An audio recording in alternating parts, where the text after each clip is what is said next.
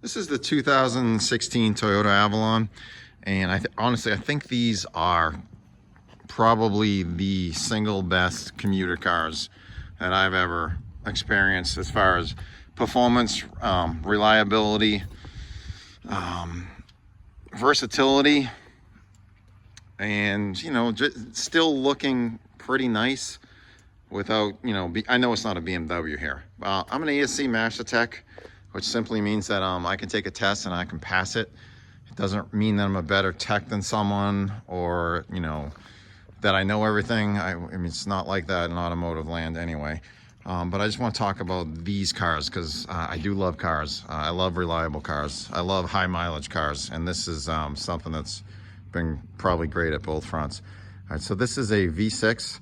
It's a 3.5 liter 2G RFE. This thing gets about 268 horsepower, and it's usable horsepower. So when you're accelerating, it just kicks right in. And if you're on the highway, and if a Buick is trying to give you a colonoscopy and you step on it, it knows what to do. It just downshifts and it'll go. And I'm doing this about 500 miles a week, and I'm able to average somewhere around lifetime, I think I'm at like 27.9 miles per gallon, which to me is pretty impressive for a V6. So I think what I'll do is I'll start in the front and take a look at the drivetrain, and I'll probably concentrate mostly on the front, to be honest with you, because there's not a whole lot to talk about in the back. All right, so the front, the engine, the 3.5 liter. Couple of things with the engine. If you Google these engines, I'll tell you what you're not going to find. You're not going to find oil consumption problems. You're not going to find hesitations, because these models are still port injected. You're not going to get like a low speed kind of fish bite sensation and a delay that you might get on some direct injected turbo, smaller displacement engines. This is going to give you reasonably smooth power, usable power, and you're not going to find a ton of problems online with these. Actually, not many at all. I'll quickly talk about what you potentially could experience eventually. If you look down here, and it's really tough to see, there's a big timing cover, and it's metal. They have been known to leak once you start getting into the, I would say 200,000 mile mark. And this is what I would do, because it's a big job to replace that. I probably wouldn't do much of anything. If it's just weeping a little bit, that's something that is, you can drive that thing within reason for a long time. So that would be one problem. The other potential problem is right in this ballpark. On each head, you're gonna find variable valve timing cam phasers. They're attached to the camshafts on both sides, so we get both heads. At high mileage, they could potentially start to click and tick or rattle upon startup. And what do you do there? Big job to replace them, but you may never experience that. And if you do, it's high mileage, right? And then once you're into that mileage, guess what? You could probably still drive this thing for 100,000 miles before you're going to get into some serious repair problems. Other than that, you're not looking at much of anything. You're not going to run into any problems with fuel injectors, the intake manifold, throttle body. You're not going to get the check engine lights. I have 145,000 miles on this thing, and I have 0 check engine lights historically. Nothing. No problems. All right, so that's your engine. Takes 6.4 quarts. 0 oil consumption on these things. No delay. Takes regular fuel. Going to save you some money for that for sure long term. And like I said, I'm averaging 27.8 miles to the gallon in this thing.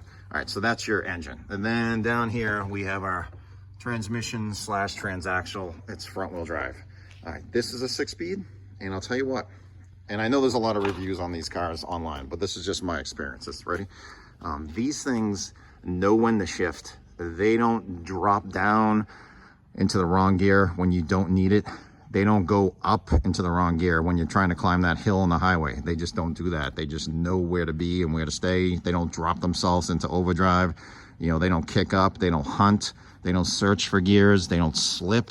You don't get flares. I have not had one single slip or flare on this transmission in the 8 years I've owned this thing, and the miles I put on it. And I put miles. I drive this thing. I mean, this thing is not babied. This thing's driven pretty hard. I do maintain it, but it is driven. I mean, I'm driving this thing. I like to drive and I commute. I drive 500 miles a week. 300 of those are highway. The morning highway commute is easy. The afternoon, not so much. It's bumper to bumper. And like I said, you have to be moving around here in New England. You're driving, I mean, if you're doing 75, you're probably gonna have to bump it up. If you're trying to do 65, you are gonna get run off the road. So it's definitely working for sure. But Tranny, excellent on these things. Air conditioner, condenser, evaporator, not one single issue. I've had this air conditioner running now for, you know, every hot day in the summer.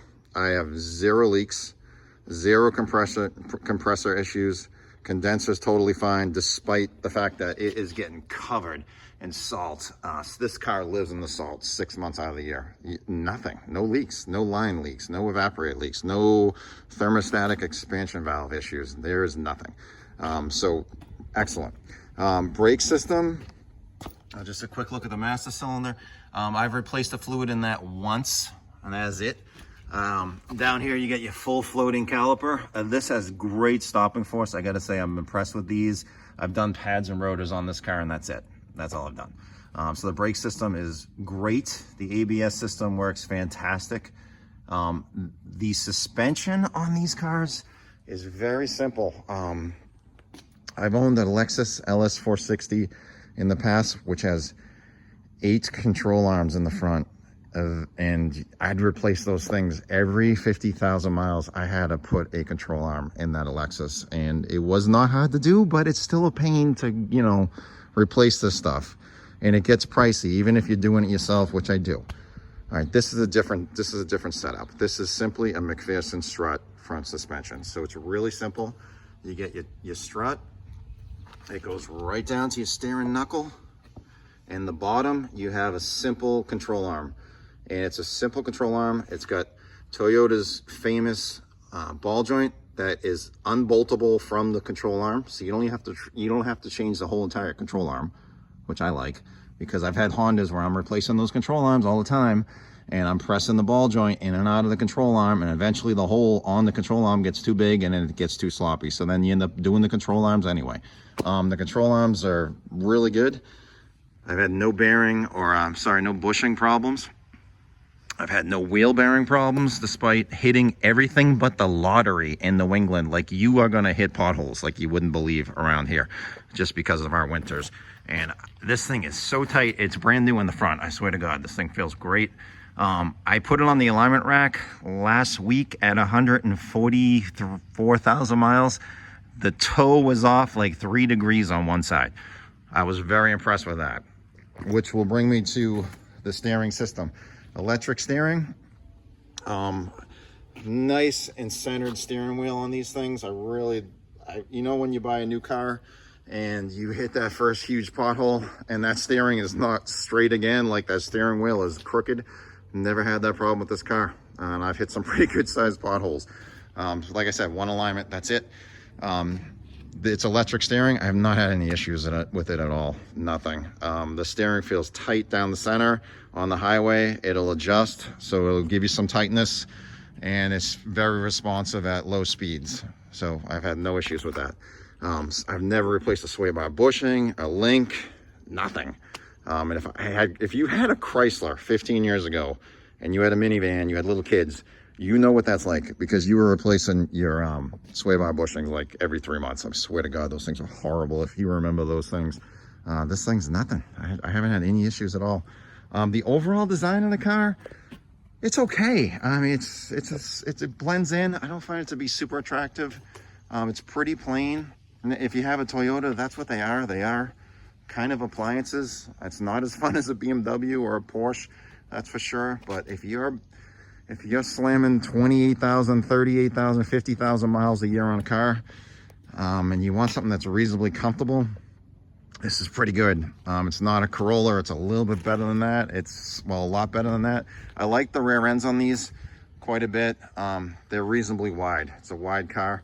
The exhaust ports are these, you know, they got these cool looking kind of cutouts here that honestly, God, I think the Lexus LS460 from 2007 was the first car I ever saw where they put them right through the bumper.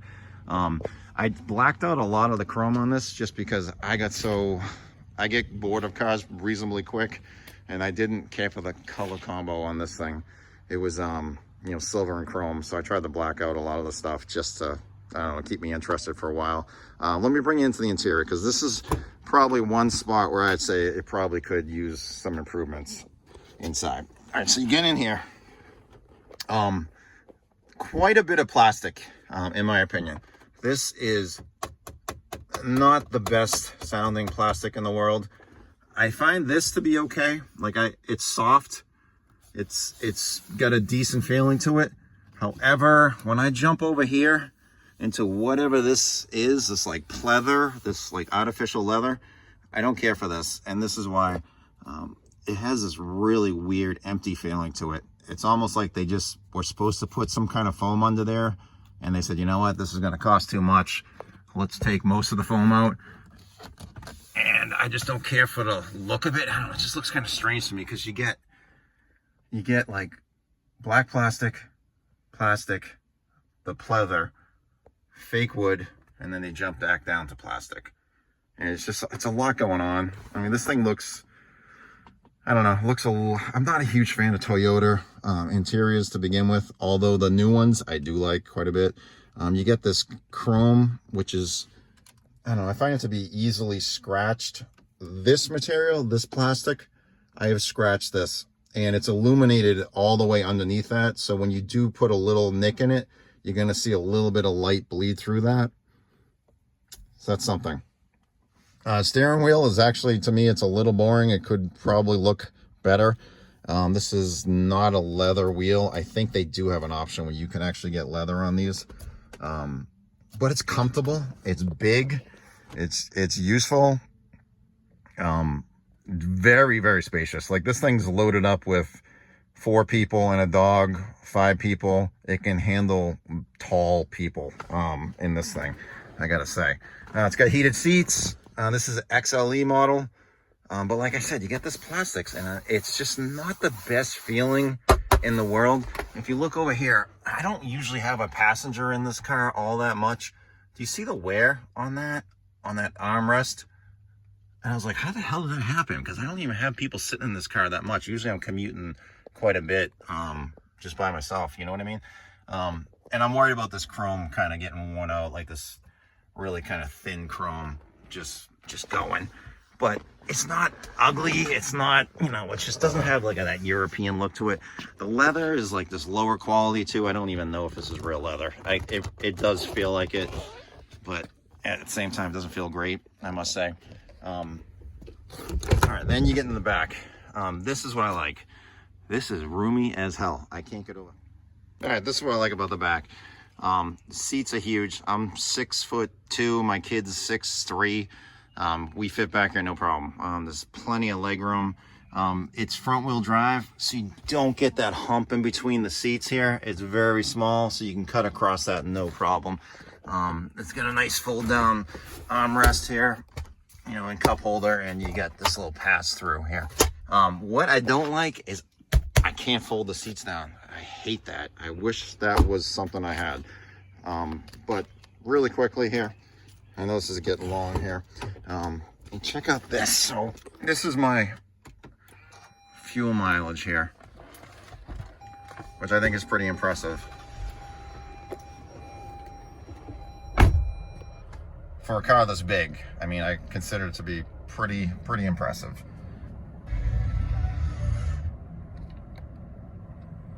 So I'm averaging 27.6 right now. And this is May. So we still, once I get into the warmer months, this will bump up probably, it'll probably go up a good solid, at least 1 mile per the gallon higher. And I've had it as high as 29. So yeah, Toyota 2016 Avalon, 2013 to 2017.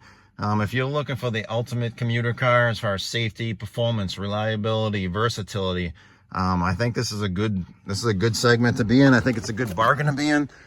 It's definitely something I don't have to put a wrench on. I never fix this thing. I don't have to do much of anything to these things. Whereas comparison This is my wife's Mercedes. If I look at this thing, there's a check engine light that'll go on that thing, and I'll spend all day diagnosing it. So I don't even like to look at that car. But these, oh my God. I mean, boring almost. I mean, it's boring almost. And yet I shouldn't call it that because they are nice cars. Thanks. Bye.